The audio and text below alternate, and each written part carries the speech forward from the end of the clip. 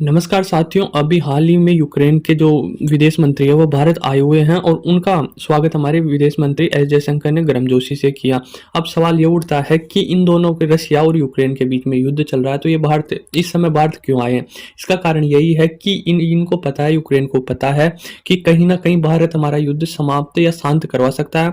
विश्व में सिर्फ भारत ही बचा है जो रशिया से बात कर सकता है और हमसे बात कर सकता है, दोनों के बीच में मध्यस्थता करवा सकता है। एक तो ये चीज है और एक चीज मतलब आने का कारण, एक चीज तो रशिया यूक्रेन युद्ध को लेकर बहुत बड़ी बातचीत हुई है और एक यह है कि यूक्रेन और भारत के बीच में जो विदेशी छात्र रुके हुए हैं मेडिकल के बहुत बड़ी मात्रा में, क्योंकि बहुत बड़ी मात्रा में इन्वेस्टमेंट जाता था भारत से यूक्रेन में, किसके माध्यम से? जो यूक्रेन मेडिकल की पढ़ाई करने जाते थे। तो कहीं ना कहीं उन छात्रों को अपनी ओर अट्रैक्टिव करने या दोबारा भेजने के लिए आया है, भाई आप दोबारा से यूक्रेन में भेज सकते हो। पर ये तो एक अलग चीज होगी, बातचीत या बेवकूफी होगी अगर भारत भेजेगा तो, क्योंकि यूक्रेन में युद्ध चल रहा है और युद्ध के हालात में बहुत भयंकर तरीके से हमला कर रहा है रशिया। तो ऐसे हालात में भारत अपने स्टूडेंट को भेज नहीं सकता। तो ये तो ये है। दूसरी ये है कि जो यूक्रेन और उसके बीच में है ना, भारत के बीच में व्यापारों को बढ़ाने के लिए कृषि टेक्नोलॉजी कई प्रकार की बातचीत हुई इनमें कि आप हमसे थोड़ा रिलेशन क्लोज करिए, मतलब थोड़ा नजदीक करिए। आप रशिया के ज्यादा निकट है तो मतलब यूक्रेन के भी ज्यादा थोड़ा रिश्ते थोड़े सुधर जाए।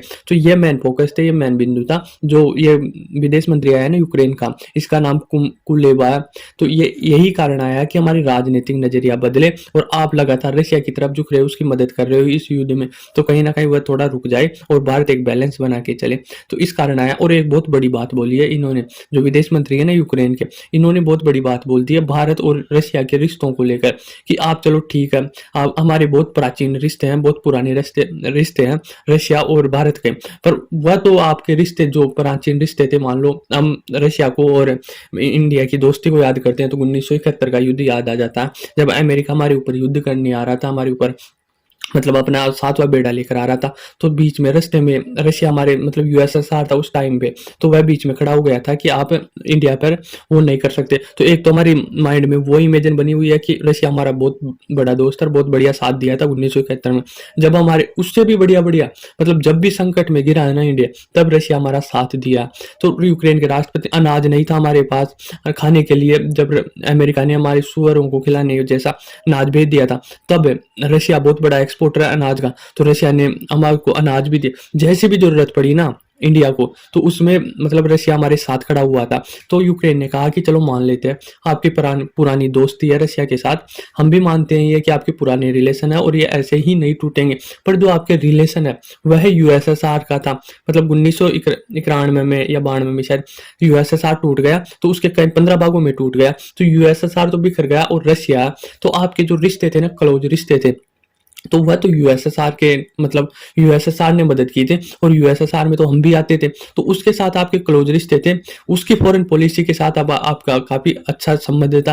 पर अभी हाल ही में जो संबंध है ना रशिया के, वह तो न तो आपकी ओर झुकाव है और न ही आपकी पॉलिसी है, मतलब उनकी पॉलिसी बिल्कुल कंप्लीट चेंज हो गई। अब यदि भारत कोई युद्ध होता भारत का, तो मतलब रशिया इतना साथ नहीं दे पाएगा। उनका सीधा सीधा इशारा किसकी तरफ था? चाइना की तरफ था कि पहले आपका रशिया इतना साथ दिया था, पर यदि अब चाइना से युद्ध होगा ना, तो मतलब आपका इतना साथ नहीं दे पाएगा। और उसका कारण भी बताया कि अब हमारे वहां पर युद्ध हो गया था, झड़प हो गई थी चाइना की आर्मी के और इंडिया की आर्मी के बीच में। चाइना के 40 जवान शहीद हुए थे और इंडिया के 20 जवान शहीद हुए थे। तो उसमें भी रशिया खुल के नहीं बोल पाया था कि इसमें चाइना की गलती है। रशिया ने सिर्फ इतना कहा था कि हमें दुख है और दोनों देश मिलकर मतलब इसको सुलझाओ, जबकि अमेरिका ने स्टेटमेंट दिया था कि इसमें साफ साफ चाइना की गलती है, चाइना को ऐसा नहीं करना चाहिए। तो उसका यह कहना था कि जो आपके संबंध थे ना, पहले आपके कितने ही संबंध थे, वह यूएसएसआर के साथ थे, उनकी फॉरेन पॉलिसी के साथ थे। अब इनकी फॉरेन पॉलिसी भी अलग हो गई और सब कुछ अलग हो गया और इंडिया को लास्ट में आना हमारे यूरोप की तरफ ही है, अमेरिका की तरफ है, यूक्रेन की तरफ है। क्यों ना आप अभी से हमारा साथ दो, मतलब यूक्रेन का साथ दो। पर अब ये भारत को एक सोचने की बात हो गई है। यूक्रेन के चलो बोल दिया जो विदेश मंत्री आए, पर ये सोचने की बात तो है ना, तो कहीं ना कहीं मतलब हमारा जा रहा रशिया चाइना के मतलब झुक रहा, चाइना की तरफ जा रहा। चाइना का बहुत ज्यादा प्रभाव रशिया की तरफ है, तो रशिया को हम साइड लाइन तो नहीं करेंगे, हमारी दोस्ती तो वही बरकरार रहेगी। पर ये सोचने की बात है कि हमें थोड़ा अल्टरनेटिव सोचना पड़ेगा, थोड़ा अलग हट के सोचना पड़ेगा। दोस्ती हमारी वही रहेगी, यूक्रेन के जो विदेश मंत्री उसके कहने से टूटेगी नहीं, पर एक सोचने के लिए मजबूर तो हो जाते हैं ना। भाई बोल के गया कि आपकी जो मदद करने की या पूरी फॉरेन पॉलिसी थी इंडिया की, वह यूएसएसआर की थी 1991 तक थी। फिर टूट गया, फिर इनकी अलग हो गई बिल्कुल। और अब की स्थिति देखें ना, तो रशिया से काफी बेहतर स्थिति में है भारत। कहीं गुना बड़ी जीडीपी है, हथियारों में भले ही रशिया हो, पर बाकी चीजों में काफी पिछड़ चुका है रशिया। तो उसके कहने का मतलब यही था कि आप यूक्रेन का साथ दो, न कि रशिया का साथ दो। हम देंगे रशिया का ही साथ, उनसे ऑयल सब कुछ, ऐसी दोस्ती ऐसी रहेगी। पर एक माइंड में सोचने के लिए डाल गया कि यदि चाइना और भारत की कभी कोई चीज होती है तो हमारा रशिया साथ नहीं देगा। ये हम मतलब सोचने के लिए मजबूर कर गया, ये सोचने की बात है। तो यही था पूरा मामला। धन्यवाद।